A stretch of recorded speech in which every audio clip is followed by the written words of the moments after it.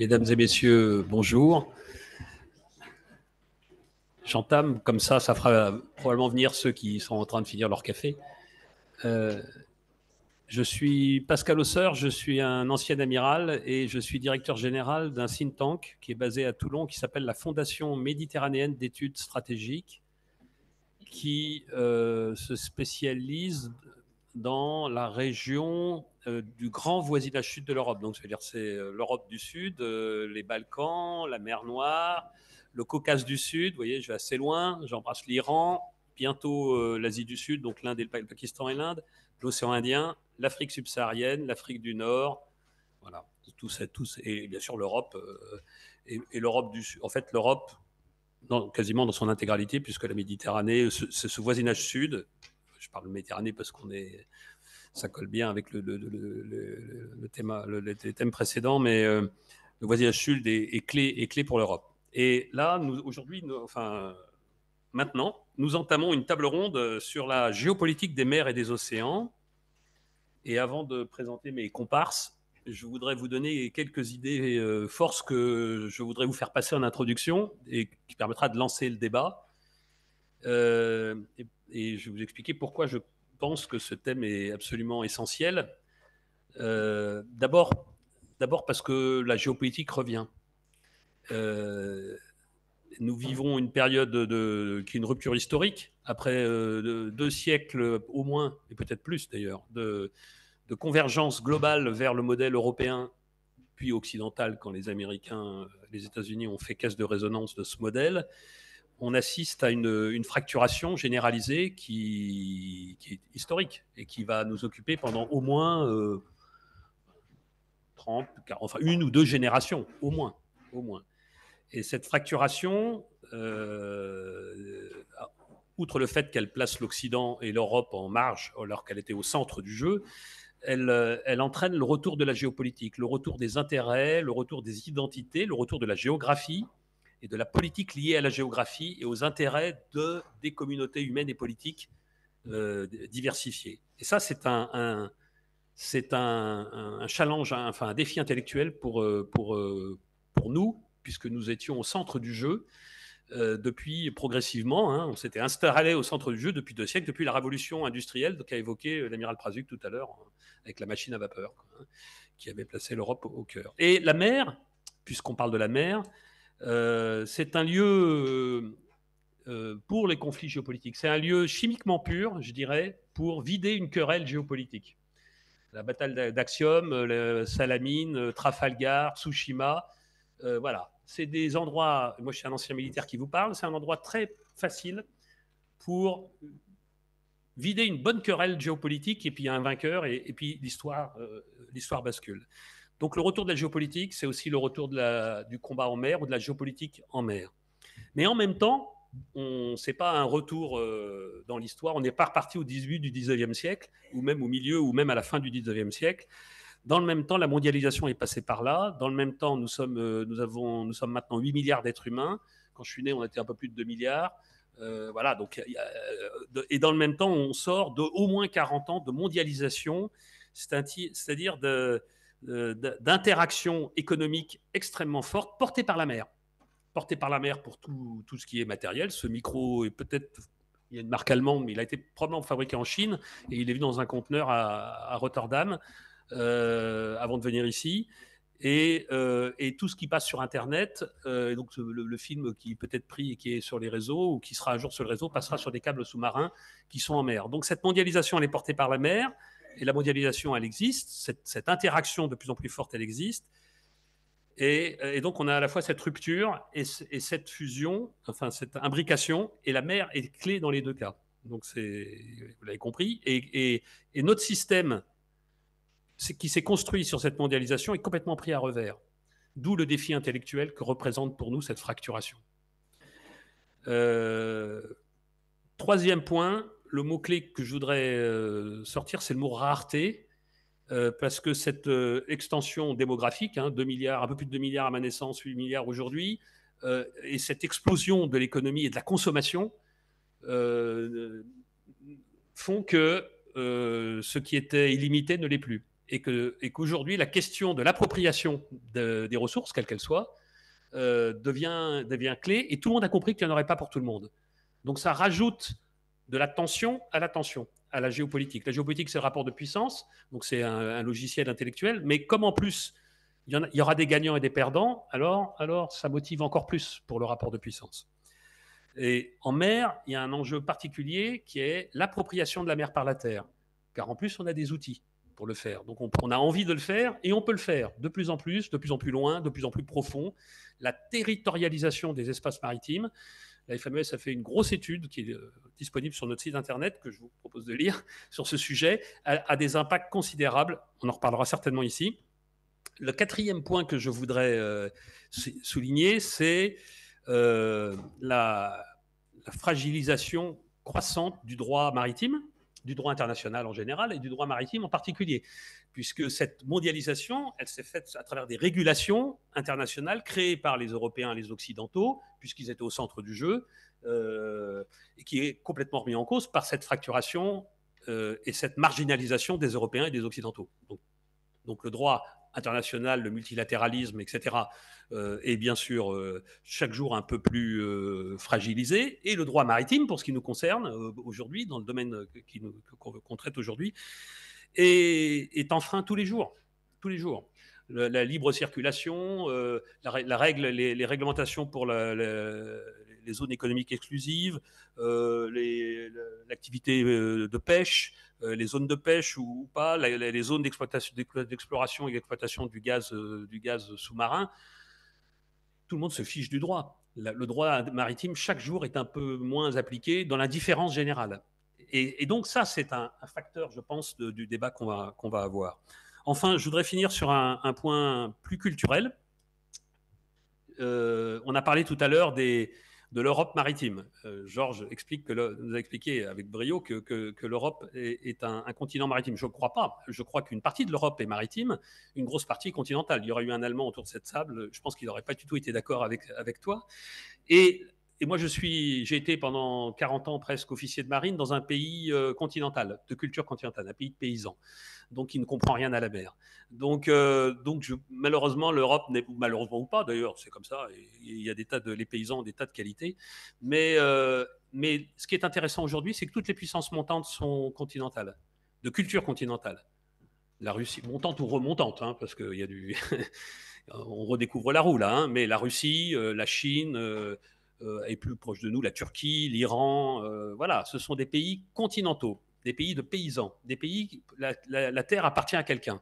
Elle n'appartient pas à tout le monde, on n'a pas un usage libre, fluide. Non, on n'est pas dans le monde de la diaspora, on est le monde de qui va planter sur ce champ.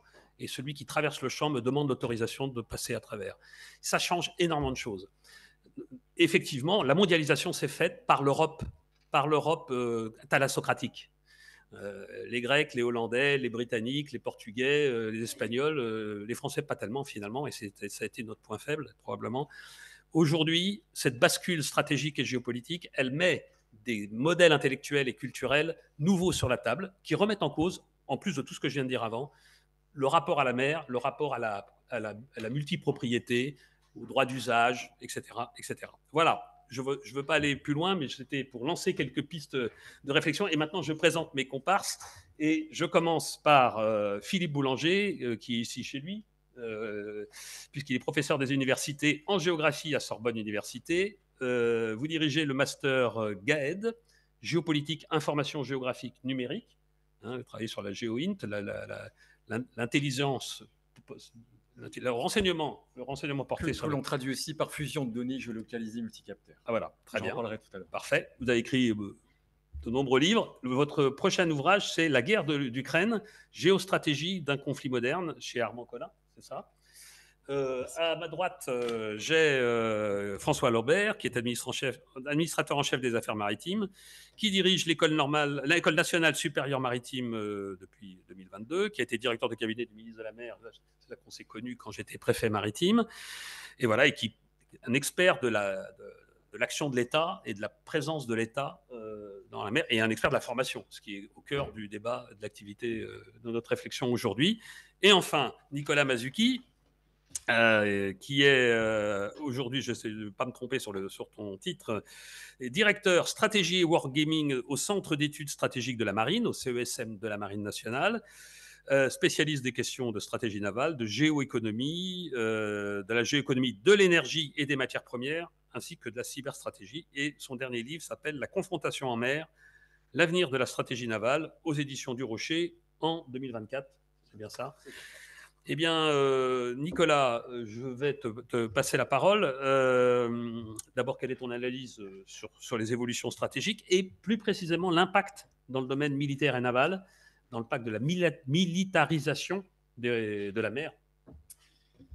Amiral, merci beaucoup, mesdames et messieurs, en vos grades et qualités.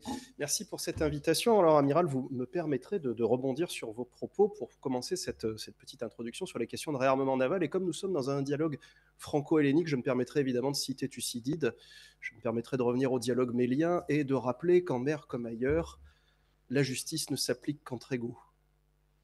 Et que c'est probablement là la suite, Amiral, de ce que vous avez présenté, de ce retour de la géopolitique, de cette fragilisation de l'architecture du droit international maritime, qui, si elle n'est pas une fragilisation institutionnelle, est à minima une fragilisation dans son interprétation et dans son appropriation par l'ensemble des puissances de la planète, notamment celles non occidentales, qui reprochaient justement aux pays occidentaux d'avoir érigé cette architecture internationale depuis finalement 1944 et Bretton Woods, qui est le premier grand bloc d'architecture internationale juridique, qui reprochait donc aux Occidentaux d'avoir érigé cette architecture internationale à leur seul profit. Finalement, ce réarmement naval aujourd'hui, cette dynamique qui est à peu près inédite dans l'histoire, touche l'ensemble de la planète. Évidemment, la dialectique américano-chinoise a tendance à créer ce qu'on appellerait en sciences humaines un effet de halo, donc à polariser notre attention sur ce qui est en tout cas annoncé comme la grande confrontation navale du XXIe siècle, mais ça ne doit pas masquer finalement l'ensemble des autres éléments et de regarder que de l'Amérique latine à la Méditerranée orientale, en passant par l'Asie du Sud-Est et même l'Afrique subsaharienne, l'ensemble de la planète est touché par un réarmement naval qui est, de manière assez intéressante, à la fois quantitatif, on ne s'est jamais autant armé, on n'a jamais construit autant de navires, de sous-marins, d'aéronefs, de drones aussi, puisque c'est la grande mode à l'heure actuelle, mais aussi qualitatif.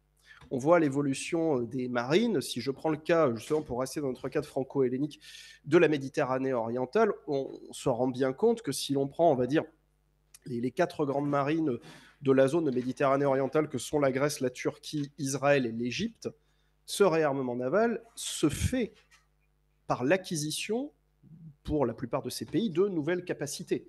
C'est-à-dire on est véritablement sur un développement, là aussi, d'ambition pour aller de plus en plus vers la haute mer, d'ambition pour disposer d'une palette d'outils qui est de plus en plus vaste, ce qui est d'ailleurs extrêmement emblématique justement dans cette région-là comme dans la plupart des autres, c'est la volonté d'acquérir des sous-marins disposant d'une endurance relativement forte, dans ce qu'on appelle les sous-marins à propulsion diesel AIP, Air Independent Propulsion, qui peuvent rester sous la surface pendant à peu près une vingtaine de jours, suivant les données officielles, et capable de tirer aussi bien des torpilles que des missiles de croisière, c'est-à-dire de porter la guerre de la mer vers la mer, de la mer sous la mer, mais aussi de la mer vers la terre.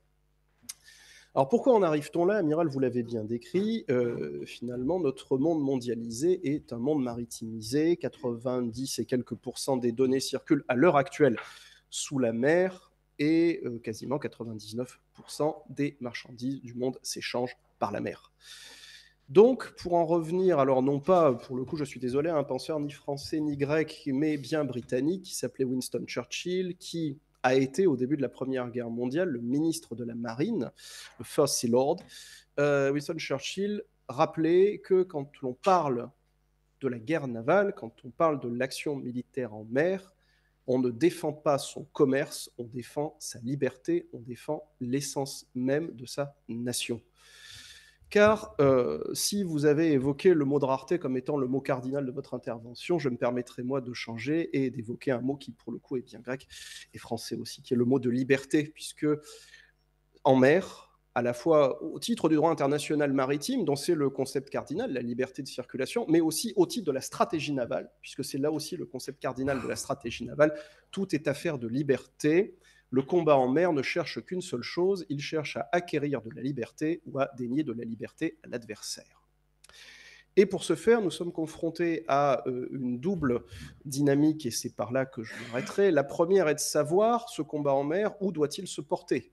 Doit-il se porter au plus loin des côtes, ce qu'on appelle les eaux bleues, la haute mer, ce qui a été la grande tendance depuis la fin du XIXe siècle, ou, comme l'a démontré, dans un cadre géographique extrêmement particulier, la guerre en Ukraine, doit-il se porter au plus près des côtes, ce qu'on appelle les eaux brunes?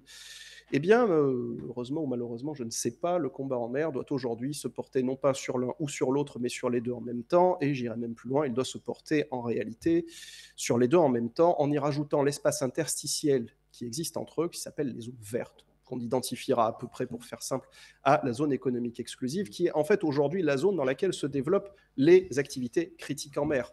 Les exploitations d'hydrocarbures, le développement des parcs éoliens offshore, les câbles sous-marins.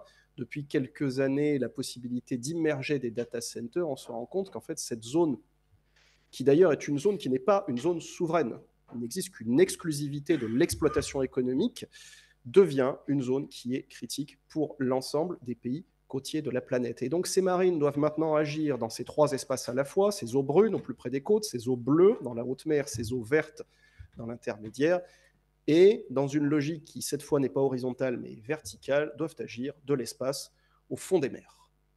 Car si aujourd'hui la Marine nationale développe depuis quelques années une stratégie de maîtrise des fonds marins, c'est bien parce que ces infrastructures critiques que je vous ai décrites reposent, pour une grande partie d'entre elles, sur les fonds. Pensons aux câbles de transmission électrique, aux gazoducs sous-marins, aux câbles de transmission de données. Je rappelle que la Méditerranée a une profondeur moyenne de 1500 mètres, l'Atlantique de 3300 mètres. Il est bien évident que s'il est possible d'agresser un gazoduc sous-marin de manière relativement simple à 70 mètres de fond dans la Baltique, les enjeux de maîtrise, de connaissance, de surveillance et d'action dans des zones de plus de 1000, plus de 2000, plus de 3000 et même jusqu'à 6000 mètres relèvent là d'un défi stratégique et militaire inédit. Et de la même manière, pour aller à l'autre bout du spectre vertical, la marine et la conflictualité en mer est aussi une affaire d'espace. Nous, marins, si nous sommes privés de notre accès à l'espace, nous sommes sourds, muets et aveugles. Nous ne pouvons ni savoir où nous sommes, ni nous guider, ni communiquer, ni guider nos armes, et encore moins être capables d'anticiper les réactions de l'adversaire. C'est donc bien une double logique extrêmement complexe qui se développe à la fois sur le domaine géographique horizontal, mais aussi sur ce domaine qui est technologique vertical, qui va effectivement de cette orbite géostationnaire jusqu'à plus de 6000 mètres de fond, qui est aujourd'hui le défi de toutes les grandes marines, une fois encore, pour protéger avant tout ce qui nous est cher, à savoir notre liberté. Je vous remercie. Oui.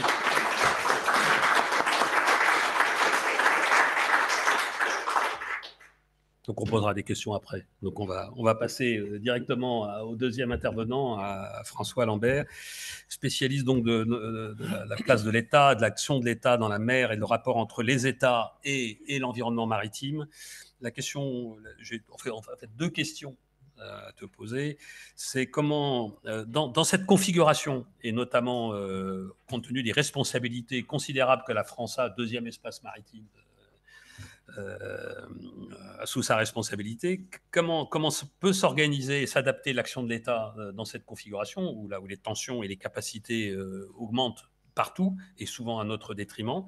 Et le deuxième question qui colle avec les fonctions que tu assumes actuellement, comment préparer les esprits des acteurs, qu'ils soient acteurs sur mer ou acteurs à terre au profit de la mer, des acteurs à cette nouvelle configuration? Merci Amiral, bonjour à tous, ravi de participer à ces dialogues. Alors sur la première question, sur l'action de l'État, bon, c'est une vaste question. C'est-à-dire que je dirais qu'il y a trois manières de l'apprendre. Il y a la dimension civile et militaire, la dimension économique, n'en déplaise à Winston Churchill, et puis peut-être le caractère réactif, instantané, et ça appelle d'autres considérations sur l'État et sa mue, et ce qu'il est capable de provoquer. Alors, sous l'angle complémentarité civilo-militaire, je vais partir d'un principe qui me ramènera à la deuxième question que tu poses, Amiral.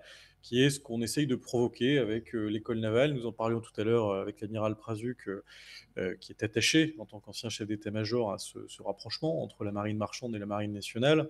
Très clairement, je crois qu'on doit s'inspirer de ce qui, dans le passé, ont été des conflits majeurs et qui ont amené les marins à être unis dans le cadre de ces conflits. La marine marchande n'aurait pas été attaquée, les États-Unis ne seraient pas nécessairement rentrés en guerre durant la Première Guerre mondiale. Force est de constater aujourd'hui que ces complémentarités n'ont pas été cultivées suffisamment et qu'on a préservé une forme d'isolement de différents ensembles, alors en cultivant pour de très bonnes raisons sans doute, hein, quand le général de Gaulle décide de la construction ou de la structuration de l'école navale sur le Poulmic. Alors, je ne sais pas si c'est lui exactement, mais c'est une histoire qui m'a été racontée. C'est dans le contexte de l'aguerrissement, de la sortie des décolonisations. Et donc, il y a un rapport au combat qui est sans doute différent. Et pendant ce temps-là, l'école de la marine marchande, les écoles, puisqu'il y en a 4 qui subsistent après la guerre, eh bien, elle se développe autour de la seule question qui est celle du transport marchand. Aujourd'hui, on essaie de conjurer ce sort-là. Alors, je ne suis pas le premier à le faire. Ça a été une force pendant des années. Certains souvenirs, d'ailleurs, ressortent avec des marins de la Marine nationale où ils ont vu arriver des jeunes de la Marine marchande à bord de leur navire, faisant leur service militaire. Bon, clairement, aujourd'hui, les préparations militaires doivent nous aider à envisager cette complémentarité, à mieux l'envisager. On peut aussi penser à différentes actions sur le volet académique, sur le volet pédagogique, le volet scientifique, pourquoi pas également au niveau sportif, même si j'ai constaté moi-même que les élèves de l'école navale sont moins bons en voile que les élèves de l'école nationale supérieure maritime. C'est vrai, Tu ne dis rien. il ne faut rien dire, mais j'ai pu le mesurer moi-même à bord d'un J80 il y a une quinzaine de jours sur l'Hydro-Sailing Team. Et donc ça, c'est le premier point sur la complémentarité. Alors je le dis sous l'angle de la blague et de cette... parce que justement, on doit pouvoir l'envisager en faisant des choses sérieuses sans véritablement se prendre au sérieux, parce que je crois que cette jeunesse, elle a aussi une capacité à envisager le monde un petit peu différemment. C'est la première réponse. La deuxième, elle est sur la capacité de l'État finalement à se réformer.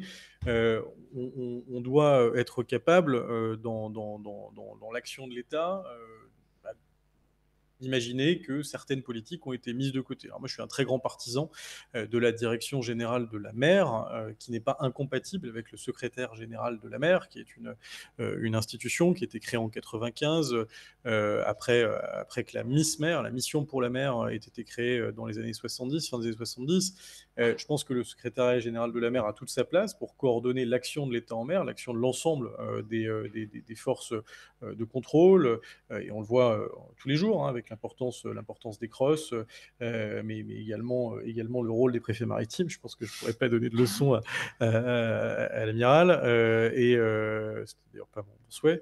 Et puis la direction générale de la mer qui s'est structurée depuis un peu plus de 3 ans autour d'un projet qui est peu ambitieux, parce qu'il ne fait que finalement structurer les affaires maritimes coller les affaires maritimes et la pêche et l'aquaculture. Mais je pense qu'il faut aller plus loin. Il faut aller vers les ports, il faut aller vers le domaine public maritime, il faut aller vers la diplomatie maritime, il faut aller vers d'autres, tous les pans des activités économiques, environnementales, qui amèneraient à structurer une vraie politique publique civile de la mer. Et le troisième élément, c'est la capacité de l'État à se réformer plus globalement. Et je pense qu'on a une vraie difficulté aujourd'hui sur une capacité très forte en France. Alors, je ne mesure pas complètement comment c'est possible en Grèce, parce que les territoires sont différents, mais j'ai été assez marqué par un ancien ministre grec, Kostis Moussouroulis, qui est le plus beau titre de ministre que je n'ai jamais entendu, le ministre de la continuité territoriale et de la mer Égée. Quand vous avez ça sur votre CV, je peux vous dire que c'est quelque chose. Mais en France, on est assez passionné par la force des territoires, mais on est incapable, je pense, de spécialiser l'action territoriale. Je crois que sur la mer, les collectivités ont des choses à dire. Ils ont des choses à dire, les régions, les villes, les commune. Il y a des arrêts du Conseil d'État déjà des années 80 sur le sujet. On doit être capable de rendre plus complémentaires ces différentes actions. Et si on ne le fait pas, l'exemple parfait, c'est les ports, eh bien, on se retrouve mis au banc finalement d'une activité alors économique et sans doute avec des impératifs nationaux aussi qui font nation, et je pense qu'on passe à côté de notre destin. Alors pour répondre à la deuxième question, préparer les esprits, je pense que sans solenniser notre présent, mais tu le disais très bien en introduction, et je pense qu'on pourrait prendre d'autres exemples, les inimitiés qui se renforcent entre le Pakistan et l'Inde, vous avez lu les journaux ce matin, renforcent encore un peu plus les incertitudes qui peuvent exister dans ce monde, et je crois qu'il y a un palliatif utile aujourd'hui qui est celui de la notion de flotte stratégique. Alors pour préparer les esprits, je prends juste cet exemple, et je pourrais revenir sur d'autres choses pendant les questions.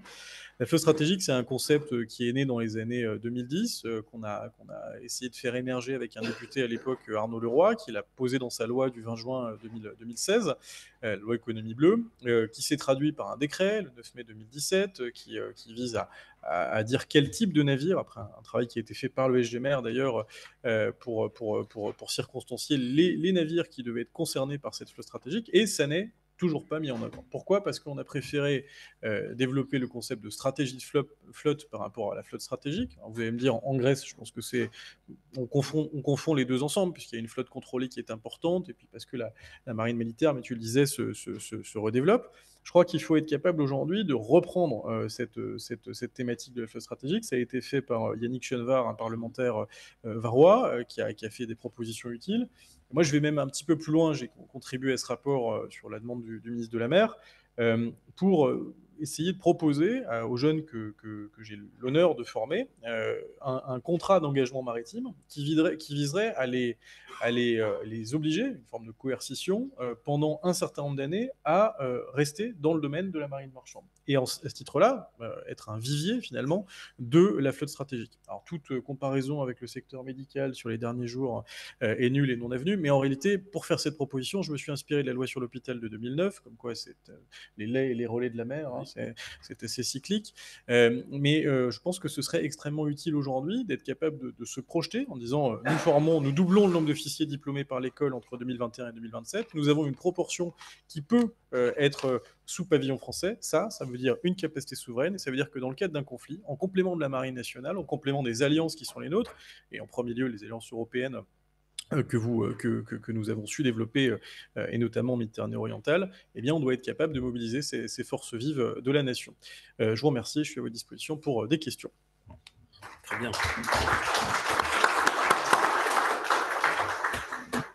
Alors, monsieur le professeur, une des caractéristiques de l'action en mer, de la mer, c'est son immensité et son aspect lacunaire. En mer, on a du mal à tout comprendre et à tout savoir. Mais c'est de moins en moins le cas. Et votre expertise, c'est justement la nouvelle capacité par l'espace, par le numérique, à connaître la mer. Alors, j'imagine que la mer reste encore un peu un espace lacunaire pour au moins quelque temps, mais quel est l'impact de cette avancée technologique majeure en termes de géoréférencement sur les enjeux géopolitiques qu'on observe? Merci, Amiral, de cette présentation. Madame la doyenne, chers collègues, mesdames et messieurs, je voudrais tout d'abord remercier Georges Prévélakis et Michel Fouché de leur invitation pour communiquer justement sur un sujet lié au savoir qui occupe une place de plus en plus importante et en même temps assez récent. Alors, comme le disait Madame la doyenne tout à l'heure, la mer, c'est l'incertitude. C'est un espace de découverte et c'est justement au cœur de notre métier que de savoir et de transmettre des informations, des technologies liées à la connaissance pour les nouvelles générations. La géopolitique revient, comme vous le disiez, Amiral, tout à l'heure. Il faut saluer le renouvellement des programmes d'histoire-géographie. Je salue la présence de monsieur l'inspecteur général Tristan Lecoq sur la création véritablement de nouveaux programmes de géopolitique, ce qui plaît beaucoup non seulement aux enseignants, mais aussi aux élèves de l'enseignement secondaire, en France comme à l'université. Comme vous l'avez dit également tout à l'heure, je dirige un master de géopolitique qui s'appelle GAED Géopolitique, Information Géographique Numérique, qui a été créé en 2020, il y a 5 ans. C'est un jeune master, en quelque sorte, qui tend à se développer parce qu'il il y a un besoin de formation d'étudiants dans le domaine opérationnel et de l'exploitation. Il faut dire que ce master intègre un certain nombre d'intervenants, monsieur l'inspecteur général Tristan Lecoq, l'amiral Prazuc, l'amiral Didier Piaton également. On voit tout de suite l'orientation de ce master vers les questions maritimes, car il y a un déficit de connaissances sur ces questions. Je mentionnerai également le développement d'un programme de recherche lié à l'intelligence artificielle et au GeoWind que je vais aborder en quelques minutes à l'instant, et qui porte justement sur le GeoWind maritime, sur la mer d'Arabie en particulier, et l'amiral Prazuc, l'amiral Didier Piaton font partie d'équipes de chercheurs avec des opérationnels, la Marine nationale, des startups du GeoWind. Donc c'est un microcosme professionnel, privé-public, qui tend à réfléchir sur la manière de penser l'espace maritime. Pourquoi ? Parce qu'on sait peu finalement sur l'espace maritime. Ça a été dit tout à l'heure par mes collègues, ça a été dit aussi en introduction. La mer, c'est l'incertitude, et c'est justement parce qu'on veut lutter contre l'incertitude que le GeoWind se développe. Alors, qu'est-ce que le GeoWind ? Le GeoWind est un acronyme américain qui veut dire, pour faire simple, fusion de données géolocalisées, multicapteurs.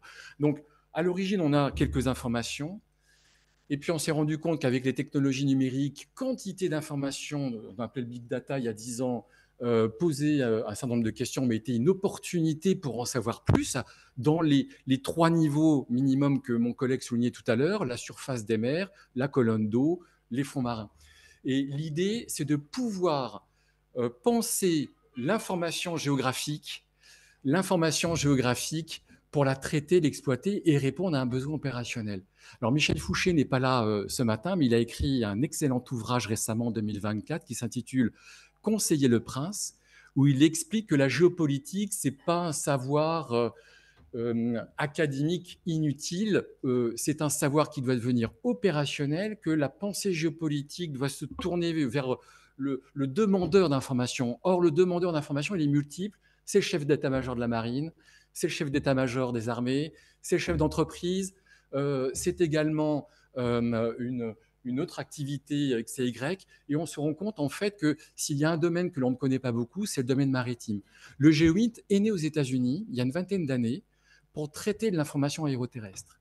Et ce n'est seulement que depuis quelques années qu'en France, en tout cas, 2-3 ans, c'est pas bien vieux, on s'intéresse au GeoWind maritime. Alors le GeoWind, c'est la fusion de données multicapteurs, géolocalisées, qui repose sur 2 éléments centraux. D'abord de l'information géographique, mais géographie à double pan. C'est-à-dire que la géographie, elle est physique, et je salue la présence de mon collègue professeur Éric Fouache qui va nous parler cet après-midi de géographie physique. La donnée chimique ou le fond marin, le courant sous-marin, etc. Et puis il y a la donnée humaine, ce qui est ma spécialité, c'est-à-dire l'information humaine. On distingue 7 grandes catégories de données en géographie humaine. Je ne vais pas rentrer dans les détails, c'est un peu technique, mais l'idée déjà, c'est de partir de la donnée géographique, physique et humaine, la rassembler, la collecter, ce qui n'est pas rien. C'est facile à dire, mais ce n'est pas facile à faire. Les opérationnels le savent bien. Et puis d'aller donc de la donnée géographique vers l'exploitation. Donc il ne s'agit pas de s'arrêter à la technologie. Il s'agit aussi de créer une culture de la fusion de données. Aux États-Unis, il y a 15 masters de GeoWind sur la santé, sur la sécurité, la défense, les gardes-côtes, etc. En France, dans l'université publique, le seul master qui existe, c'est celui de Sorbonne Université Lettres. Le master Guide géopolitique a été créé parce qu'il y avait une demande d'information de l'opérationnel. On a des experts sur la donnée AIS, on a des experts sur les courants marins, mais on ne sait pas travailler en équipe. Le GeoWind, il est synonyme de décloisonnement, il est synonyme de culture de fusion, comme il est synonyme de fusion de la donnée géographique, géolocalisée, multicapteur. Donc aux États-Unis, cela existe depuis presque 20 ans, ça se développe considérablement, notamment dans le domaine maritime. En France, l'état-major de la marine est en train de développer, de monter en puissance justement cette spécificité de la culture de travail. Alors certains pourront me dire « Ah oui, mais durant la Première Guerre mondiale, déjà, ont synthétisé une carte topographique avec des observations aériennes, la reconnaissance aérienne. Oui, quelque part, mais aujourd'hui, on a de tels moyens technologiques, de travail, l'intelligence artificielle, tellement de possibilité de connaître une grande diversité de données que le GeoInt s'impose. C'est une nouvelle façon de travailler, de mieux connaître l'océan, les espaces maritimes. La mer, c'est l'incertitude. Cela restera encore longtemps l'incertitude, tellement il est immense, comme vous l'avez rappelé, Amiral. Et en même temps, il y a beaucoup à faire, beaucoup d'informations à collecter, tout comme le GeoInt produit de l'incertitude sur un plan géostratégique. Plus on a d'informations, plus on peut la diffuser et plus aussi on peut être supérieur à son adversaire. Nous sommes dans une période toujours très agitée, ce que l'on apprend en géopolitique, quelle que soit la période, la génération, ça a toujours bougé. La période actuelle n'est pas plus agitée que celle d'il y a 40 ans. Par contre, il y a un élément qui monte en puissance, c'est la supériorité informationnelle. Et le GeoInt s'inscrit dans cette géostratégie de la course à l'information. Celui qui sait avant l'autre a déjà gagné. Et en même temps, produire du GeoInt maritime, c'est être supérieur à son adversaire parce qu'on peut le diluer, on peut diluer son attention dans un océan d'informations. Donc le GeoInt est aussi producteur d'incertitude. Alors je terminerai par une troisième remarque, une dernière. À quoi sert le GeoInt ? C'est la question qu'on peut se poser. Comme vous l'avez compris, le GeoInt est lié à une culture globale, mais c'est aussi une culture d'équipe. Il y a un data scientist, il y a un géomaticien pour traiter de la donnée et faire des cartes. C'est le propre du géographe, comme il a été dit en ouverture ce matin.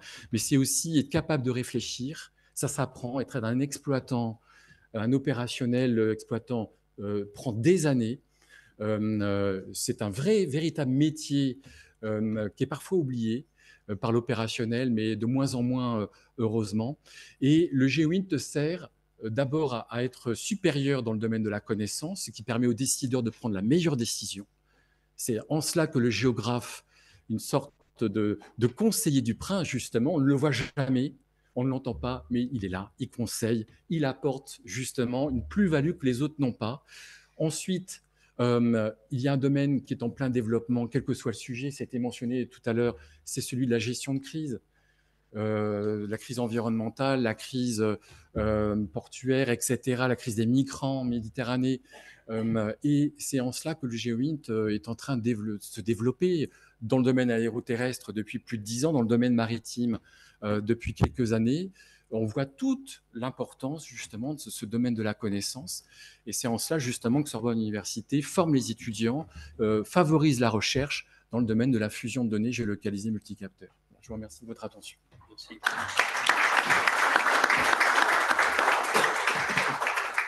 Si vous le permettez, je vais relancer, vous continuer par un dialogue avec vous.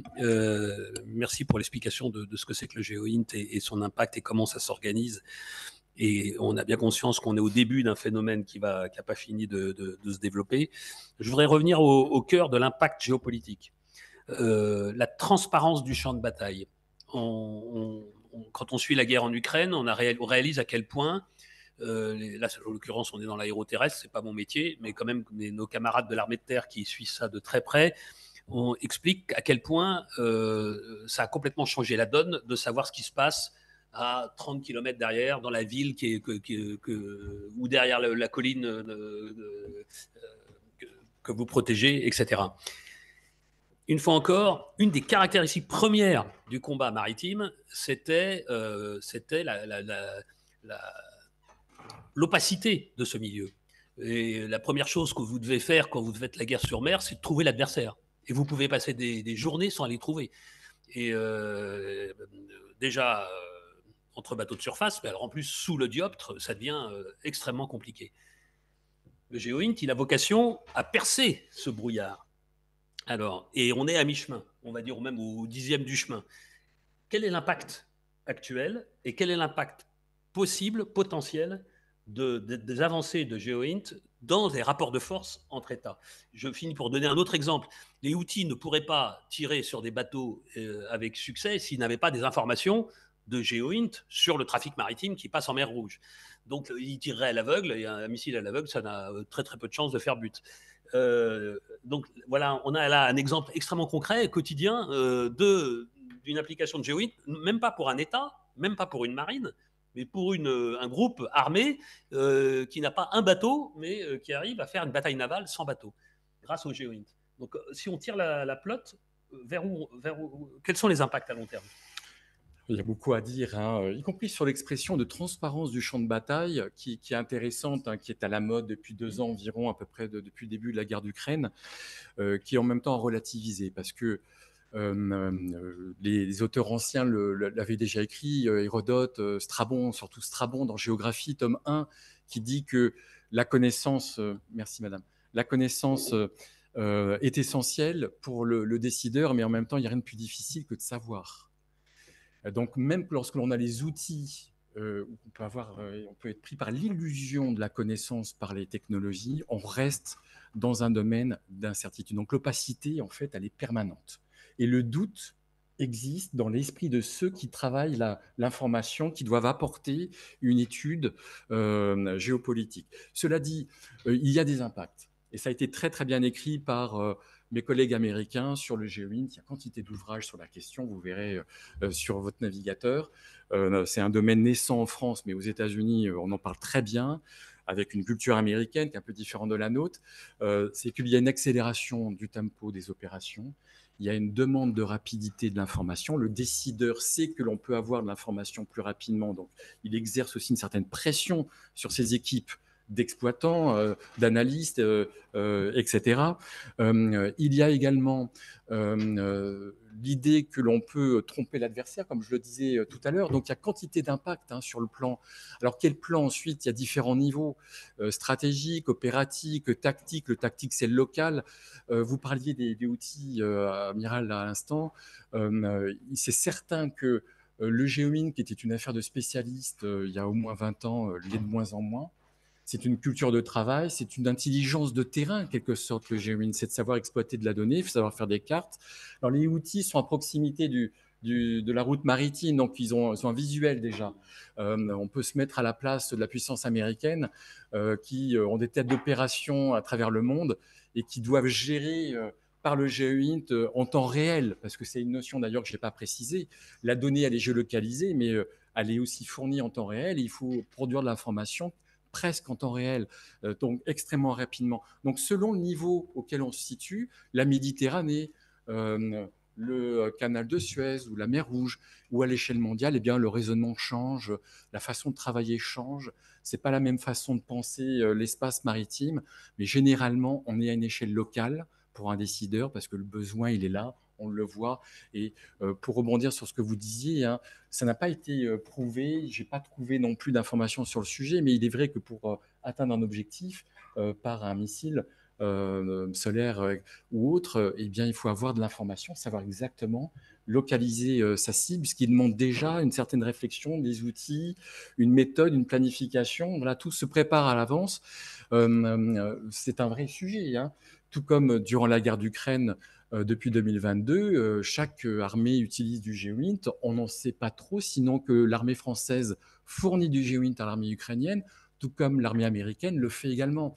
Donc c'est un sujet également parfois à la frontière hein, de la connaissance pour nous-mêmes universitaires, puisque vraisemblablement il peut en être utilisé, mais avec des défauts ou des outils rudimentaires liés à cette connaissance. Alors, il y a un élément qui est fondamental en termes d'impact, c'est la valorisation de la donnée. C'était un terme qui, alors, dans la recherche universitaire, était très peu abordé il y a 10 ans, 20 ans.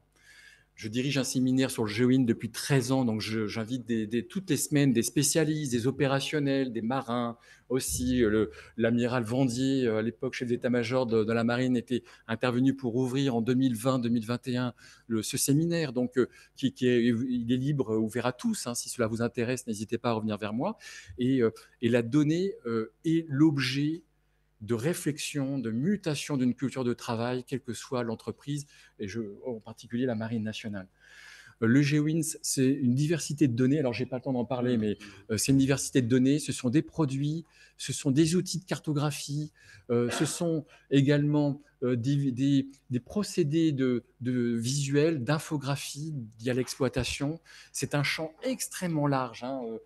On part de la collecte jusqu'à l'exploitation. Et le domaine de l'exploitation, c'est ce qui est le plus dur, parce qu'il faut des cerveaux à un moment donné. Les Chinois, ils en sont où dans ce domaine? Ils progressent considérablement. À l'époque, c'est-à-dire il y a une dizaine d'années, ils ne parlaient pas de GeoINT, mais avec leur stratégie de développement depuis 2015 d'expansion en Asie, mais aussi à travers le monde, on a vu apparaître un GeoINT régional, surtout tourné vers l'Asie orientale, et puis qui tend à devenir à couverture mondiale grâce à leur satellite de navigation, Beidou, opérationnel depuis quelques années. Donc, il y a une culture de travail.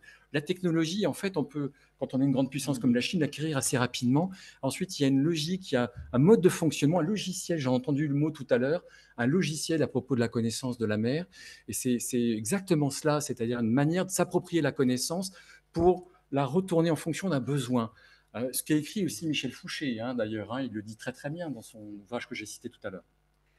Merci, je voudrais me retourner vers Nicolas, d'abord pour rebondir sur cet aspect de effectivement, la transparence, elle n'existe jamais, ça c'est bien sûr, mais cette moindre opacité de la mer, et puis je voudrais que tu puisses détailler un peu l'analyse que tu fais de ces combats navals pratiqués par des pays ou des organisations sans marine. C'est qu'on a aujourd'hui des Ukrainiens ou des Houthis, et d'autres peuvent le faire, pourraient gagner des batailles navales sans bateau. Alors, bien sûr, pas au milieu de l'océan, mais sur des mers littorales, et il y a une forme de rétrécissement de la mer, qui est l'autre face de l'appropriation de la mer par la terre et la territorialisation des espaces maritimes. Quel impact tu vois sur ces aspects-là? Très bien. Merci Amiral. Alors effectivement, l'opacité, ça demeure en fait l'un des grands fondamentaux de la stratégie navale. Il y a un certain nombre de règles fondamentales, la fluidité, la tyrannie des espaces et du temps, l'hostilité à l'homme, etc. Et l'opacité, effectivement, à partir du moment où on passe sous le dioptre, déjà, c'est par nature opaque. On ne peut pas faire, aujourd'hui, on peut faire ce qu'on appelle de la Space Situation Awareness, c'est-à-dire on peut connaître dans notre espace extra-atmosphérique proche exactement le nombre de satellites, leur position, etc. On ne peut pas faire ça sous la mer. Ça n'est pas possible pour des raisons qui sont liées justement à la nature du milieu sous-marin. On ne peut avoir qu'une vision limitée dans le temps et dans l'espace de la situation sous-marine, ce qui fait que la guerre sous-marine prend aujourd'hui, alors a toujours été marqué par la notion justement de l'incertitude, qui est son principal dimensionnant, mais aujourd'hui en fait prend de plus en plus de place parce que c'est finalement, j'allais dire, peut-être le dernier endroit où on peut réellement se cacher. Sauf que la transparence du monde de la surface, appelons-le comme ça, c'est très bien, c'est effectivement quelque chose qui avance, mais c'est tout sauf absolu. Voilà, ça nécessite de disposer de capacités techniques, technologiques et de savoir-faire opérationnel, satellitaire à maxima, radar transhorizon à minima, et surtout, dans ce domaine-là comme dans d'autres, on est face à la course de l'épée et du bouclier. Bien évidemment, à partir du moment où vont se développer des techniques et des technologies qui vont permettre d'avoir ce qu'on appelle, alors je suis désolé pour les nombreux anglicismes que je vais forcément être amené à utiliser, une recognized picture, c'est-à-dire une situation identifiée, qu'elle soit de surface ou sous-marine, bien évidemment, les acteurs en face vont passer leur temps à essayer justement d'y échapper. Alors, on peut y échapper de plein de manières, on peut y échapper par du savoir-faire, on peut y échapper par de la technologie. L'intelligence artificielle, elle est très artificielle, reste à prouver si elle est intelligente. En tous les cas, le nombre de techniques de leurrage de systèmes d'intelligence artificielle, qui soient des systèmes militaires comme des systèmes civils, ne cesse de se développer. Et aujourd'hui, on assiste même à des choses, justement, finalement, au retour de choses anciennes, comme quoi la stratégie n'est que la réinvention, finalement, de techniques qui ont existé de tout temps, qui sont le camouflage naval. Alors, ça va de choses extrêmement simples, comme on le fait nous dans la Marine nationale, où on efface les numéros de coque de nos bateaux, à, par exemple, on a vu apparaître des choses qui sont assez intéressantes avec des pays qui vont peindre, en fait, la proue et la poupe de leur bateau de couleurs plus foncées, pour en fait donner l'impression que par renseignement satellitaire, le bateau est plus court que ce qu'il est en réalité, et donc empêcher plutôt l'identification par l'adversaire du bateau en question. Voilà, alors pendant la Première Guerre mondiale, on appelait ça le razzle-dazzle, cette espèce de camouflage, de peinture, de lignes géométriques sur les bateaux pour empêcher leur identification optique. Aujourd'hui, on voit que se développe exactement, finalement, la même chose la même chose par rapport à ça. Et Amiral, la deuxième partie de votre question, donc, qui était sur Combat naval sans marine. le combat naval sans marine, alors j'allais dire là, on entre dans, j'allais dire, dans ce qu'on appelle le champ des perceptions, parce que je trouve que là, on est vraiment en train d'entrer, en utilisant ce terme-là, dans la stratégie de communication, la stratcom, en bon globish américain ottanien, de la part d'un certain nombre d'acteurs, à commencer par l'Ukraine, qui en fait vendent le fait qu'il peut exister un combat naval sans marine. Il n'y a pas de combat naval sans marine. Il y a des géographies particulières, donc c'est le géographe qui parle, qui permettent, par l'élongation de l'identification, ce qu'on appelle la désignation d'objectifs en termes militaires, de l'identification des forces adverses, et par l'élongation de la portée des armes, que ce soit des armes de type missile qui ont déjà des portées qui dépassent largement les centaines, voire pour certains le millier de kilomètres, mais même d'artillerie conventionnelle. Dites-vous qu'aujourd'hui, un canon de 155 avec les bons obus, les bons systèmes de guidage, ça peut porter à plus de 60 kilomètres.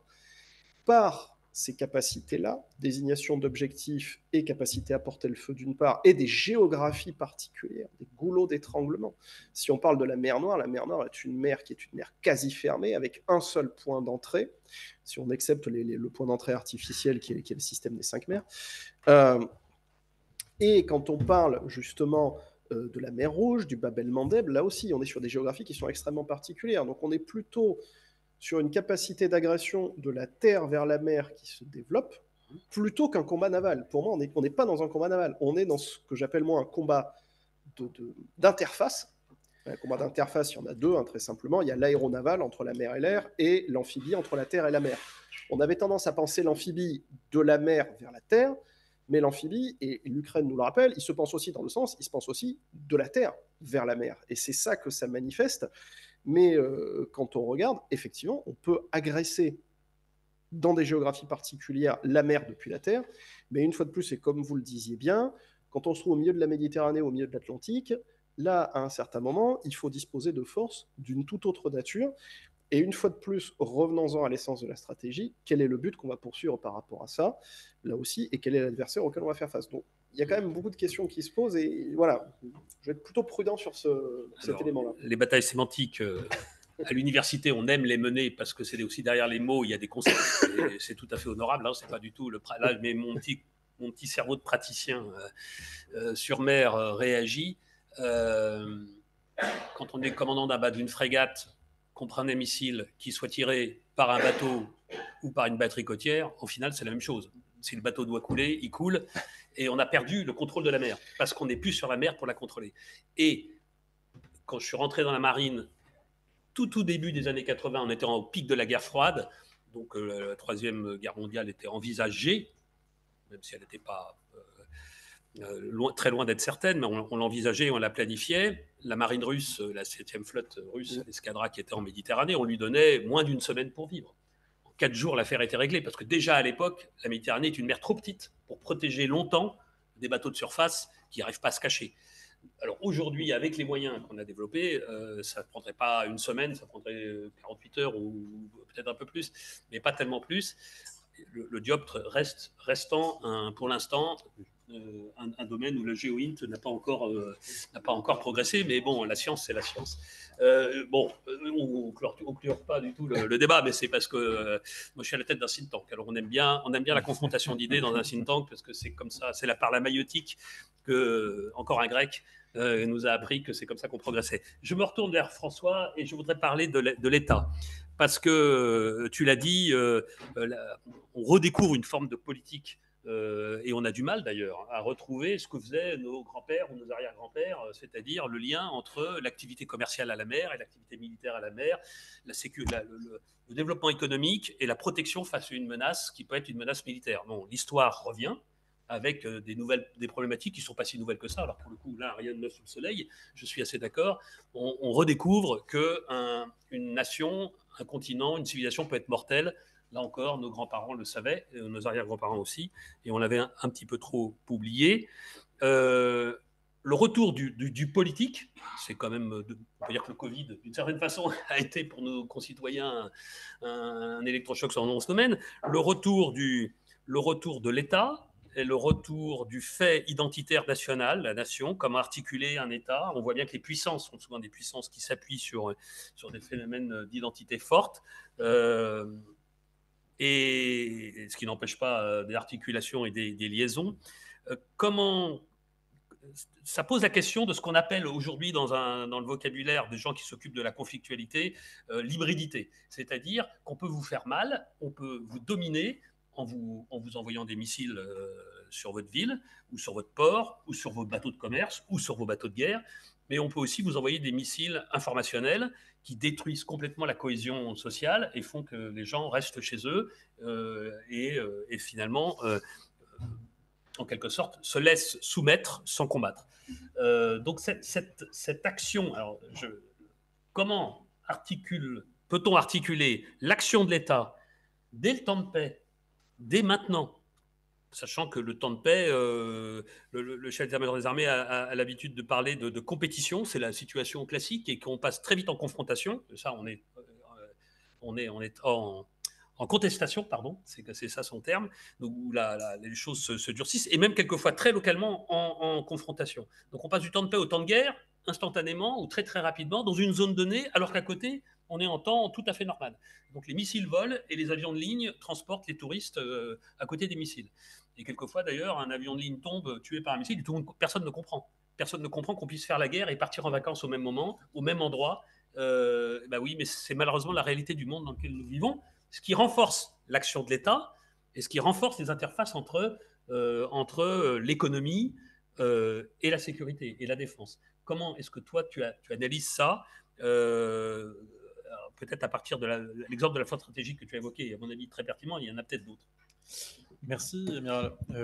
Ça a déjà été un petit peu évoqué, mais peut-être un triptyque, éducation, préparation et pérennisation. Éducation, travail qui est fait très en amont, travail fondateur de Tristan, ça a été évoqué par Philippe, mais c'est vrai aussi sur le rôle qui est celui de la Fondation de la Mer, Sabine en parlera tout à l'heure. Il y a une nécessité de faire plus et mieux prendre conscience de l'enjeu maritime comme un enjeu à la fois une forme de vulnérabilité, une chance, une opportunité, et donc le matérialiser, c'est faire en sorte que ça existe, que ce ne soit pas la nouvelle frontière qu'on redécouvre régulièrement au prisme d'un discours politique aussi louable soit-il, et qu'on puisse le matérialiser, donner la possibilité aux jeunes Grecs, aux jeunes Français.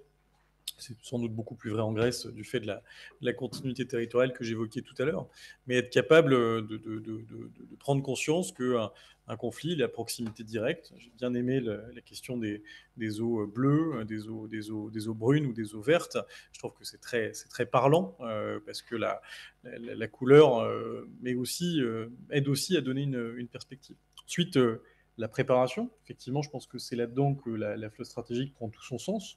Être capable de disposer de plans. Si les militaires m'ont bien appris quelque chose, c'est qu'il fallait restaurer la logique de plan.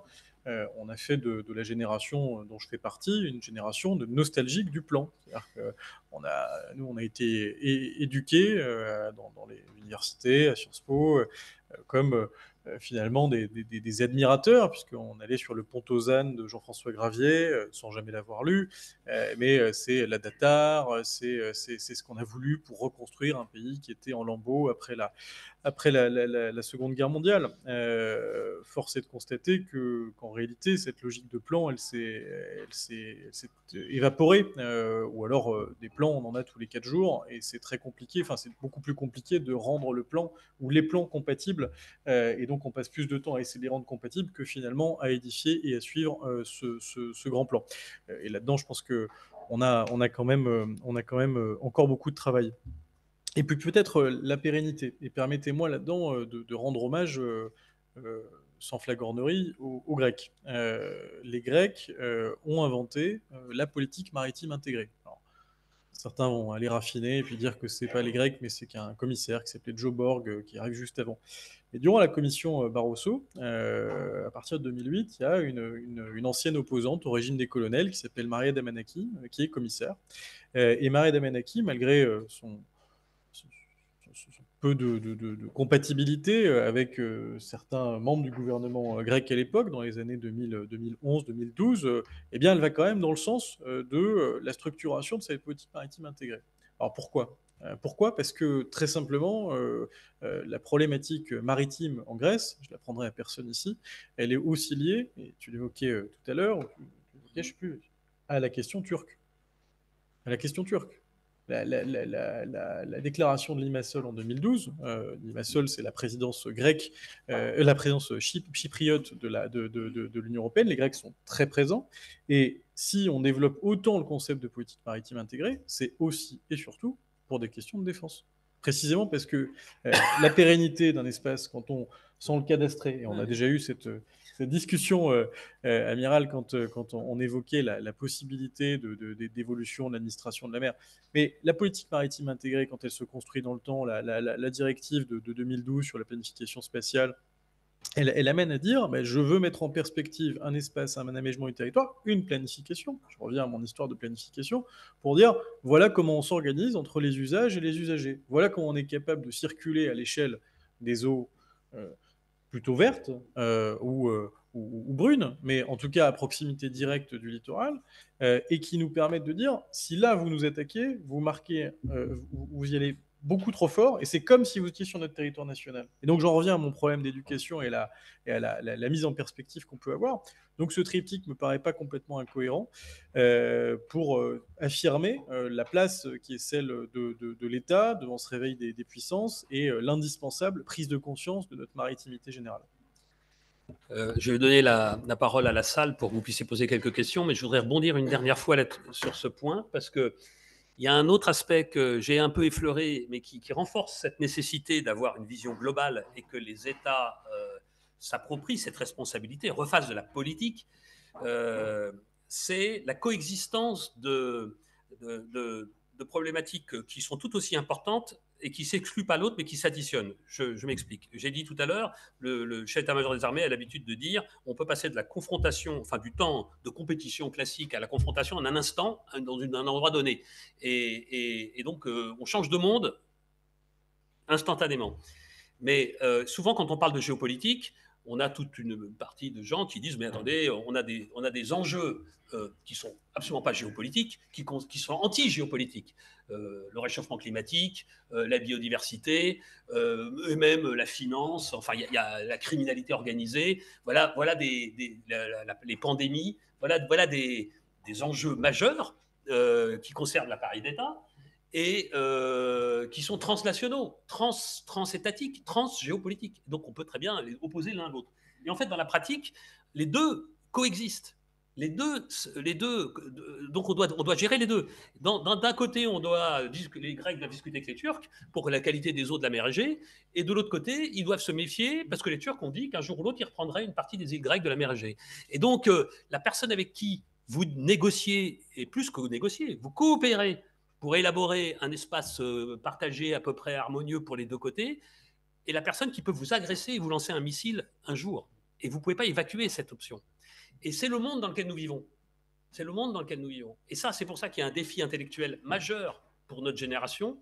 Je parle au moins de la mienne, celle qui est en fin de course, et qui est en train de passer un bébé à une génération qui va devoir gérer cette tension entre le retour de la fracturation et de la géopolitique et de l'agression et de la fin du droit international et la fin des normes partagées et des visions partagées, et en même temps, simultanément, 8 milliards d'êtres humains sur une planète qui est ce qu'elle est et qui pourrait participer à un cataclysme généralisé, et lui qui ne connaîtrait pas de frontières.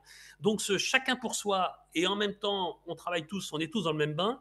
Cette tension, elle n'est pas à opposer, c'est pas deux visions du monde, moi je suis plutôt d'un côté, pas de l'autre. Non, c'est les deux qu'il faut articuler. C'est à mon avis extrêmement important intellectuellement si on veut ne pas mourir, parce qu'en final, dans les deux cas, ce sont des enjeux existentiels.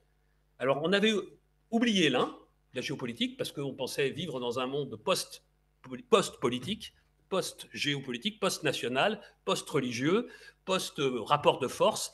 Et donc on avait un peu oublié ça. Bon, ça revient, mais ça ne veut pas dire qu'il faut oublier l'autre, qui est les intérêts collectifs. Et la politique maritime, c'est vraiment ça, c'est articuler tous ces enjeux à la fois. Je vous propose, à moins que vous ayez quelqu'un veuille réagir, là, je vous propose de.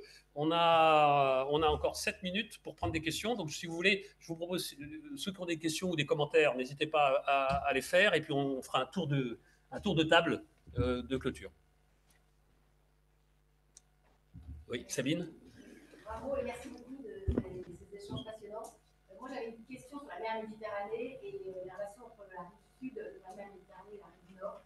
Et voilà, vous Oui. sur votre compréhension géopolitique. Parfait. Y a-t-il d'autres? J'ai une question très concrète sur Anne-Sophie Ladiguet, première adjointe au lycée français de Barcelone. Et je trouve ça intéressant de dire, je vous en remercie. Et ça nourrit la réflexion. Mais je suis du terrain, donc j'ai des questions concrètes et pragmatiques sur comment on peut relever les données. Et vous avez parlé des satellites, mais qu'en est-il dans la mer, etc.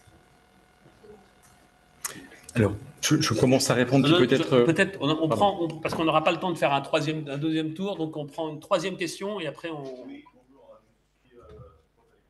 je suis directeur adjoint au centre de robotique et je voulais votre commentaire sur le volet robotique. Le volet robotique, parce qu'on a parlé d'intelligence artificielle, un peu désincarnée, et comment on passe à l'acte, pas forcément de manière offensive, mais peut-être offensive, protéger des vies, sauver des vies, etc. Vous avez votre commentaire. Je vous propose de clôturer et monsieur le professeur, je passe la parole. Alors, je vais répondre sur la première question rapidement parce que mes collègues auront aussi des éléments à signaler. En ce qui concerne la collecte des informations, c'est justement des premières étapes de la réflexion. Savoir quel type de capteur, donc le satellite a été mentionné, mais aussi tout type de balise, pour avoir de la donnée AIS, donc qui permet d'avoir un point géolocalisé qui se déplace, que l'on suit. C'est de la donnée géographie physique, géographie humaine. Alors après, les capteurs varient en fonction justement de ces deux catégories. La géographie physique est plus facile à obtenir de manière générale parce qu'elle évolue peu dans un court terme, contrairement à la géographie humaine. Et là, tous les types de capteurs sont envisageables. Alors, il y a le capteur humain, il y a le capteur technique, il y a le capteur chimique, etc. Donc, il y a quantité, en fait, de moyens de collecter l'information. Et c'est sur ces points-là que on a plus progressé depuis 10 ans environ, avec beaucoup de réflexions qui posent ensuite d'autres questions, parce qu'il ne s'agit pas simplement d'avoir un capteur, il faut ensuite traiter la donnée, la normaliser pour l'exploiter. Et tout cela était dans des réflexions assez avancées dans la communauté des experts scientifiques, en sciences humaines ou en sciences dures, à la fin des années 2010, par exemple, dans des grands groupes industriels français, par exemple, où se pose la question justement de la bonne exploitation de l'information en phase finale, pour pas qu'il y ait d'erreur compte tenu du volume. Je propose de faire un dernier tour. Nicolas. Merci. Alors moi, je vais commencer par répondre à la dernière question sur la robotique. Petite précision, sous-marine ou tout milieu? Tout ce qui est robot en mer. Alors, ça peut être des robots en mer, mais ça peut être aussi des codes électorales. Voilà, d'un point de vue opérationnel, comment vous voyez Alors, c'est des technologies qui sont extrêmement importantes pour plein de raisons et je vais me centrer sur tout ce qui est robot en mer. En fait, ce qui est intéressant de voir, c'est que c'est des technologies qui, en fait, ne sont pas, en tout cas pour la robotique sous-marine, issues du domaine militaire. Ce qui est d'ailleurs un des grands renversements de paradigme, c'est que depuis la fin de la Seconde Guerre mondiale jusqu'à peu près au milieu des années 2000, les technologies étaient d'abord militaires et passées dans le civil. Là, on a l'effet inverse, c'est le domaine de l'oil and gas qui est aujourd'hui en train de driver la robotique, notamment sous-marine, puisque ça s'est développé pour justement économiser économiquement du temps de plongeur pour aller vérifier l'intégrité des plateformes pétrolières et gazières offshore. C'est extrêmement important, ça peut permettre de faire beaucoup de choses, mais il y a beaucoup de défis. Et en fait, aujourd'hui, on est en train d'essayer de résoudre ces défis-là. Le premier défi, c'est le défi de la communication. Voilà. Faire communiquer soit avec d'autres machines, soit avec des êtres humains, un mobile inhabité, puisque c'est bien de ça dont on parle, à partir du moment où on réfléchit sur du non-filaire, parce qu'on fait aussi du robot filaire depuis très longtemps, mais réfléchissons sur du non filaire, ça pose la question d'à partir de quel milieu on va communiquer. Habituellement, ça va être du spatial. Donc ça veut dire que dès qu'on va vouloir faire du robot, et notamment du robot qui va se déployer au-delà de la ligne de vue, il va falloir qu'on passe par de la communication spatiale. Donc qu'est-ce qu'on fait communiquer au niveau spatial? Est-ce qu'on fait communiquer, est-ce qu'on remonte l'ensemble des données? Est-ce qu'on ne fait remonter qu'un certain nombre d'informations? Donc ça veut dire qu'on déporte le traitement des données dans le robot. Là, après, c'est des questions de coût, c'est des questions d'utilisation. Est-ce qu'on veut des gros robots? Est-ce qu'on veut des petits robots? Plus le robot est petit, moins il va traiter les données en lui-même, donc plus il va avoir besoin d'une connectivité complexe et à large bande vers l'arrière. Et au contraire, plus on va vouloir un robot qui va pouvoir traiter ces données et potentiellement agir à partir des données qu'il a connectées, plus on va avoir un gros système, mais l'avantage, c'est qu'on va économiser sur de la communication. Le domaine sous-marin, eu égard à ses limitations techniques sur les communications et tous les problèmes qu'on a sur les communications sous-marines, puisqu'en fait, il n'y a aucun modèle qui aujourd'hui est pertinent, que ce soit de l'acoustique, que ce soit du laser, que ce soit... Enfin, chacun a ses limitations dues à la nature de la couche d'eau. On va aller vers des choses qui seront les plus autonomes possibles, et donc potentiellement beaucoup plus grosses et beaucoup plus autonomes plus rapidement sous la mer. Ça, c'est le grand enjeu. Le deuxième grand enjeu qui est lié, puisqu'en fait, les deux sont interdépendants, c'est la question de l'énergie. Et là aussi, le problème, en fait, est, je dirais pas insoluble, il y a plein d'avancées qui sont faites, notamment sur des modèles de batteries qui sont des modèles non lithium-ion, aluminium-O, aluminium-R, etc., pour avoir le plus d'endurance dans on va dire la compacité la plus grande possible. Parce que plus vous allez lui demander d'être autonome, plus vous allez lui donner des capteurs performants, et plus vous allez lui demander de traiter lui-même ces données, plus il va avoir besoin d'énergie à bord. Voilà. Et donc, en fait, l'équation se retourne sur elle-même. Donc, la question, c'est comment on intègre En réalité, c'est un triangle, puisque c'est autonomie de mouvement et potentiellement de décision, communication, énergie. Et en fait, la question, c'est comment on arrive au barycentre du triangle. Aujourd'hui, on a tendance à traiter chacun de ces problèmes séparément, parce qu'ils sont chacun en eux-mêmes extrêmement complexes à traiter. Mais à un moment, il va falloir barycentrer tout ça. Et là, pour l'instant, aujourd'hui, personne n'est capable de barycentrer.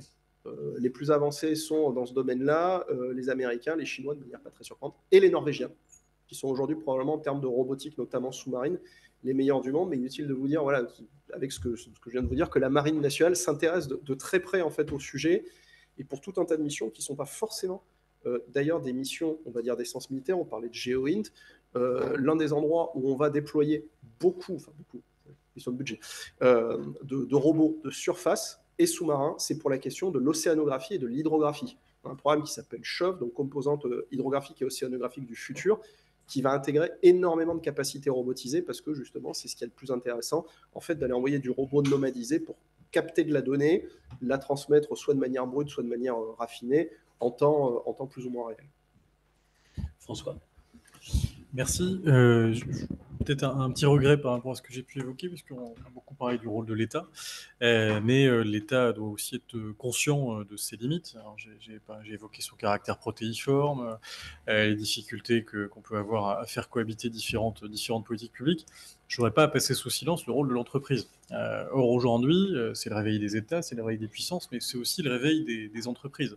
On a la chance, et je ne suis pas sponsorisé par CMA-CGM, mais on a quand même la chance aujourd'hui d'être dans un pays dans lequel on a un groupe monde qui est capable de toucher à toutes les composantes du secteur maritime, et bien au-delà, puisqu'il va jusqu'à l'espace, jusqu'aux médias, et je pense qu'il faut capitaliser sur cette force. Et donc, dans ce que j'ai évoqué tout à l'heure sur la flotte stratégique, c'est d'autant plus important de s'inscrire dans cette complémentarité entre la marine marchande et la marine nationale, de voir là-dedans une capacité des acteurs économiques, et on en a une myriade. Moi, j'ai dirigé le groupement de l'industrie navale pendant 3 ans et demi. Il y avait à l'époque où j'étais directeur délégué général à peu près 200 membres. Aujourd'hui, il y en a plus de 300. J'ai évoqué CMA-CGM, on a Naval Group, on a les Chantiers Atlantiques, on a Piriou, on a toute une série d'entreprises qui, en France, dans le domaine maritime, sont capables, dans une capacité fédératrice, de participer à ce sursaut de la puissance. Et là-dedans, permettez-moi, devant des universitaires, de faire référence à un grand maître de l'histoire maritime contemporaine, qui est Fernand Braudel, qui... je ne veux pas trahir sa pensée, mais à plusieurs occasions, et notamment dans ses écrits sur la Méditerranée, avait évoqué cette complémentarité entre la capacité à armer des navires, à opérer des ports et à construire des navires. C'est-à-dire que quand on a cette complémentarité-là, là, on est véritablement une puissance maritime. Et donc, Plus l'Interland. alors, plus l'Interland, mais il y participe, parce que l'Interland, quand on a un port, quand on est la République de Venise, on ne s'intéresse pas au port qu'on a nous et qu'on opère, qui est sur notre territoire. On va évidemment se pourvoir et en obtenir à l'extérieur du territoire. Et donc, c'est cette capacité-là qu'on peut arriver à restaurer un jour, et qu'on ne pourra faire, à mon sens, que dans une dimension complémentaire entre le public et le privé, entre différents États, dans une capacité d'alliance, et sans doute la relation franco-grecque y participera. Merci. Moi, je vais clôturer rapidement, Amiral, parce que d'abord... je me rends compte qu'on n'a pas répondu à la question sur la rive sud. Je vais la prendre comme ça. Et d'autant plus rapidement que, et ça répond à la question sur la rive sud, c'est que je pars au Caire juste maintenant, et donc je voulais à Roissy prendre mon avion pour aller dialoguer avec des collègues de la rive sud, justement, sur l'état du monde, comme je le fais régulièrement. Et finalement, pour parler de la Méditerranée est un concentré de tout ce qu'on vient de dire. Cette fracturation du monde, on est en première ligne. Donc cet éloignement des deux rives, on la touche du doigt chaque jour un peu plus. Et l'éloignement culturel, politique, géopolitique, remise en cause, cette marginalisation de l'Occident et de l'Europe, on la voit, la désoccidentalisation du monde. Il suffit d'aller régulièrement partout ailleurs dans le monde, mais pourquoi pas la rive sud de la Méditerranée, c'est ce qui est le plus proche, pour la toucher du doigt de façon extrêmement forte. Mais ça ne nous rassure pas, hein, mais cette fracturation, elle est aussi interne à la rive sud. Elle est dans nos propres sociétés également. Hein. Donc ce champ de force centrifuge, il nous touche tous. Ça fait partie de l'équation et du paramètre qu'on doit prendre en compte à tous les niveaux. Donc on a une rive sud qu'on avait pensé devenir européenne il y a encore 20 ans. Hein. C'était Barcelone, il y avait quand même ça derrière. Hein. Il y avait une zone de libre-échange en 2010 qui était prévue pour toute la Méditerranée. Bon, on est évidemment aux antipodes de ça. Et chaque jour, on est un peu moins proche d'une zone de libre-échange. Et derrière la zone de libre-échange, puisque c'était le doux commerce de Montesquieu que nous promouvions, je dis nous, Européens, eh bien, il devait y avoir une assimilation complète culturelle, politique, sociale, sociétale, bref, le Maghreb, et derrière le Maghreb, le Sahel, et derrière le Sahel, le subsaharien, devait progressivement se européaniser. C'était inéluctable par le commerce. Bon, ce n'est pas comme ça que ça marche. Ça n'est pas comme ça que ça marche. Le fait identitaire, le fait religieux, bref, l'être humain n'est pas qu'un être économique, même s'il est aussi un être économique. Donc, première chose, oui, il va falloir assumer le fait que nos voisins ne sont pas comme nous et ne revendiquent d'être différents de nous. Et du coup, ne supportent de moins en moins le fait qu'on leur dise « vous n'êtes pas encore comme nous, mais parce que vous êtes un peu en retard, c'est qu'une affaire de temps ». Ça, c'est ce qui s'appelle maintenant c'est le mot employé pour ça, c'est du néocolonialisme. Bon, c'est une autre façon de voir le colonialisme. Mais ce mot-là, on ne le comprend pas si on ne se met pas dans ces bottes-là, ces chaussures-là. Donc, acceptons que ça diverge. Ça ne veut pas dire que nous devons diverger de nous-mêmes. Je pense qu'au contraire, ça nous oblige à nous poser la question « qui sommes-nous » ?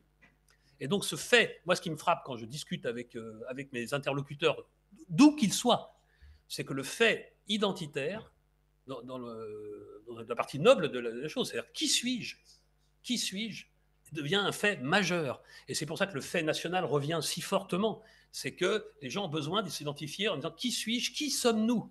Et ce qui, implicitement, permet de dire qui sont-ils ? Et accepter qu'ils soient différents de nous. Et il a le droit de vivre comme il et non pas comme nous, comme moi. Et bon, bref, un apprentissage de l'altérité qui est un peu différent de l'altérité que nous avions, du concept que nous avions implicitement promu, qui était une espèce d'indifférenciation, une indifférenciation généralisée. On est tous interchangeables. Non. Et ça c'est plus le cas. Donc ça, c'est le premier point. Le deuxième point, c'est le rapport de force. Oui, le rapport de force revient brutalement. Et c'est inquiétant, et d'une certaine façon c'est inquiétant. Et donc on passe de la compétition à la confrontation en un clin d'œil. Et qu'effectivement, aujourd'hui, si on apprenait dans le journal que les Turcs avaient lancé une opération sur une île de la mer Égée, on serait tous sur nos portables, etc. Mais on ne serait pas fondamentalement surpris. Je suis désolé de le dire, on ne serait pas surpris. On ne serait pas surpris. Et je ne dis pas d'autre chose parce que c'est sensible, mais vous imaginez bien les scénarios de confrontation crédibles, mais on en a des dizaines. C'est pour ça qu'on n'est pas aujourd'hui dans la situation, je me permets de le dire, qu'on connaissait il y a 40 ans. Il y a 40 ans, les choses étaient quand même beaucoup plus stables. En tout cas, il y avait aussi des tensions. Il ne faut pas idéaliser le passé. Hein, mais aujourd'hui, on est dans une phase, il faut l'accepter, où les confrontations sont plus fortes. Et pourtant, et je reviens sur la Méditerranée, et pourtant, les gens ne sont pas, vos adversaires ne sont pas des crétins. Ils sont en rapport de force parce qu'ils ont des choses à défendre. Parce que eux, c'est eux et vous, c'est vous. Et qu'eux disent, bah, moi, je ne mange pas assez, j'ai moins de gâteaux, le droit international ne m'est pas favorable, la législation de la mer n'est pas celle que devrait avoir. Il faut entendre les Turcs parler de la mer Égée. Je veux dire, c'est argumenté. C'est argumenté. Bon, alors je comprends qu'en côté des Grecs, on n'apprécie pas, mais en même temps, c'est normal. Et c'est argumenté aussi côté grec. Les deux ont leur argumentation. Donc le rapport de force existe.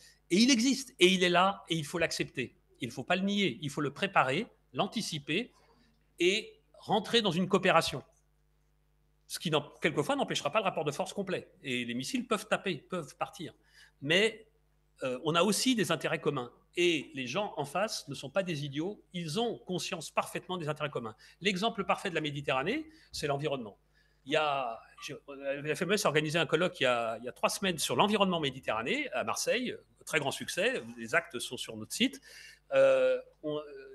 Les anciens de l'environnement, les environnementalistes, moi je n'en suis pas, mais je les connais et je les apprécie, rappelaient qu'en 70, il y avait toute la production sur la Méditerranée expliquait que dans 10 ans, la Méditerranée devait être une mer morte en 1970. Et là, les écrits sont là, hein, donc il suffit de lire ce qui a été écrit. Aujourd'hui, la Méditerranée n'est pas une mer morte du tout. Elle est même beaucoup plus... La biodiversité en Méditerranée est beaucoup plus forte aujourd'hui qu'elle ne l'était il y a 20 ans. Donc, ce que je veux dire, c'est que l'acteur politique, je me retourne vers l'acteur politique, même si tu as bien dit, et l'acteur économique, mais tout ça n'est pas incompatible, parce qu'en même temps, le développement économique a été multiplié par 10 depuis 20 ans. Et on a réussi à faire en sorte de coopérer et de réglementer et de coordonner nos actions pour préserver, voire améliorer la biodiversité en Méditerranée. L'affaire n'est pas finie, bien sûr. Hein. Donc ça veut dire, et j'arrêterai là-dessus parce que d'abord j'ai un avion à prendre et puis Georges me fait signe fortement, ces ondes, je ressens tes ondes, mais il faut que j'arrête là, mais ça veut dire que le monde, et c'est ça un des défis intellectuels majeurs que nous avons à mener dans les décennies qui viennent, on est parti pour 30, 60 ans au moins, c'est d'articuler un retour de la différence, de la différence des intérêts, de la défense des intérêts, ce n'est pas un gros mot de défendre ses intérêts, ni pour nous, ni pour les autres, et donc de la pression, de la tension, quelquefois de la confrontation, avec une nécessité aussi de cohabiter, parce qu'on ne va pas détruire tous nos adversaires, sinon, d'abord, ce n'est pas réaliste, et puis là, pour le coup, on a aujourd'hui des moyens technologiques qui feraient qu'on pourrait tous disparaître, donc personne ne veut le faire, donc on peut cohabiter avec son ennemi. Voilà, c'est ce qu'ont fait nos grands-parents et nos arrière-grands-parents, c'est ce qu'a fait l'humanité depuis qu'elle existe. Cohabiter avec son ennemi. Et même plus que cohabiter, coopérer avec son ennemi. Parce qu'on a un intérêt qui nous dépasse de coopérer ensemble. Et pourtant, on se déteste. Et pourtant, régulièrement, on se tue. Mais on se contrôle. Et je pense que finalement, je finirai sur ce mot-là, intellectuellement, et je pense que ça mériterait de faire un séminaire dédié à ça. Le mot contrôle est un mot clé. Contrôler la violence de l'autre, contrôler l'environnement, contrôler mes propres impacts sur l'environnement et sur mon environnement. Bref, finalement, c'est la base de l'Homo sapiens. Et les penseurs grecs, il y a plus de 2000 ans, nous avaient beaucoup appris sur, finalement, se connaître soi-même pour mieux se contrôler soi-même et contrôler les autres. Je vous remercie de votre attention.